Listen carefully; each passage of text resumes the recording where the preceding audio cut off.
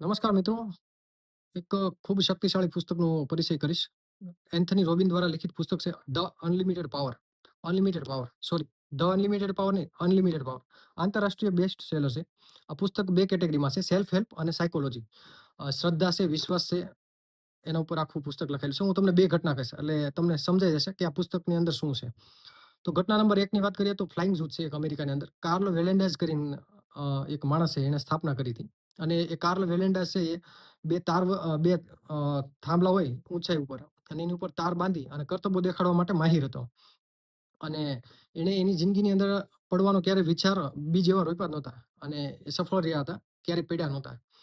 પછી અચાનક એવું બને છે, એના પત્નીને વાત કરશે કે મને એવો ભ્રમ થયો છે કે હું અકસ્માતે પડી ગયો. અને આ વાત કર્યા પછી 3 મહિના બાદ ખરેખર એવું બને છે. અકસ્માતે પડી જાય છે અને એમનું મૃત્યુ થઈ જાય છે. તો જ્યારે મૃત્યુ થઈ જાય છે તો ઘણીવાર ઘરના સભ્યો વાત કરતા હોય કે મને થોડાક દી પહેલા આમ કીધું હતું કે આમ કીધું હતું. એવી રીતે આણે એની પત્નીએ કીધું કે મને 3 મહિના પહેલા એવું કીધું હતું કે મને એવો ભ્રમ થયો કે હું પડી ગયો. બાકી ક્યારેય એવી વાત કરી જ નહોતી. તો અહીંયા એન્થની રોબિન્સનું કહેવું એવું છે કે આ જે કાર્લ વેલેન્ડસ છે, એની ઉપર એને જે શંકા ગઈ, એને શંકા પડી કે ભાઈ હવે એનો એવો ભ્રમ થયો કે હું પડી જઈશ. એ શંકાની ઘેરી અસર છે એના માનસિક પટલ પર પડી, વિચારો પર પડી. એના લીધે આ ક્રિયા છે એ સક્રિય બની અને એને મૃત્યુ તરફ લઈ ગઈ અને અકસ્માત તરફ લઈ ગઈ છે. તો ઘણા લોકોનું એવું માનવું હતું કે વેલેન્ટાઇન્સને મૃત્યુ પૂર્વેનો સંકેત મળી ગયો. જેમ આપણે આ વડીલો પાસેથી સાંભળતા હોય ને કે આપણા દાદા એમ કહેતા કે હવે હું મારું મૃત્યુ થઈ જશે, હવે હું દેવ થઈ જઈશ, કે બીજાના દાદા કે ત્રીજાના દાદા આપણે એવું સાંભળ્યું હોય છે અને ખરેખર એવું બને છે. તો એન્થની રોબિન્સનું કેવું એવું છે કે ખરેખર એવું હોય નહીં. પરંતુ જો તમને અંદરથી એવી શ્રદ્ધા અને વિશ્વાસ આવી જાય કે મારું મૃત્યુ થશે, કે હું કોઈ બીમારીમાં સપડાઈશ, કે મને કેન્સર થશે, કે મારું કોઈ અકસ્માત થશે, તો ચોક્કસ થશે. કારણ કે તમારી માનસિક પ્રક્રિયા છે એ તમને એ તરફ લઈ જાય છે. તો આ મૃત્યુ પૂર્વેના સંકેતો નથી. એટલું યાદ રાખજો, અકસ્માત પૂર્વેના સંકેતો નથી.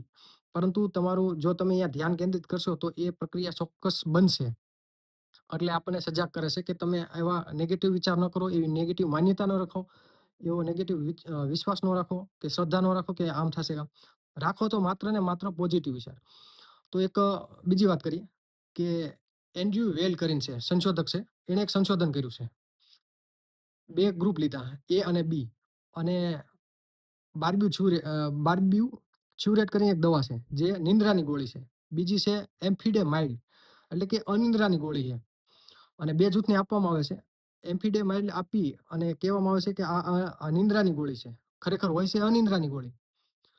અને બીજા ગ્રુપને એમ કહેવામાં આવે છે કે આ નિંદ્રાની ગોળી છે. સોરી, અનિંદ્રાની ગોળી છે, પણ એ ખરેખર હોય છે નિંદ્રાની ગોળી.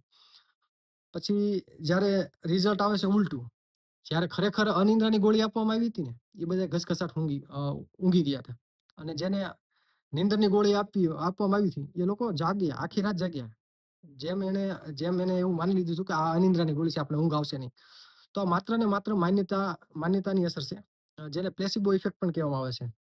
તો આ પ્લેસિબો ઇફેક્ટ નું એ કારણ છે, જે એને એવું માની લીધું કે ઘણીવાર એવું બનતું હોય છે, દર્દીના દવા કરતા છે એ શબ્દો અને માન્યતા અને શ્રદ્ધા એ હાજી કરતી હોય છે. અર્ધ જાગૃત મનમાં પણ એ જ કહેવામાં આવ્યું છે. સેલ્ફ હેલ્પ બુકના બધાયમાં મોસ્ટ ઓફ એ જ કહેવામાં આવ્યું છે. આ પુસ્તક બહુ સરસ છે, જોરદાર છે. અને એન્થની રોબિન્સે બીજું પણ પુસ્તક લખ્યું, ધ અવેકન્ડ જાયન્ટ વિથિન. એ પુસ્તક પણ બહુ જોરદાર છે. તો ચોક્કસથી રેકમેન્ડ કરીશ. એ પુસ્તક ખરીદતા પહેલા આ પુસ્તક ખરીદજો, અનલિમિટેડ પાવર્સ. બહુ ગજબ પુસ્તક છે. જો વિડીયો સારો લાગ્યો તો લાઈક કરો, સબસ્ક્રાઇબ કરો અને કોમેન્ટ કરો. હવે મળીશું આપણે નેક્સ્ટ વિડીયોમાં.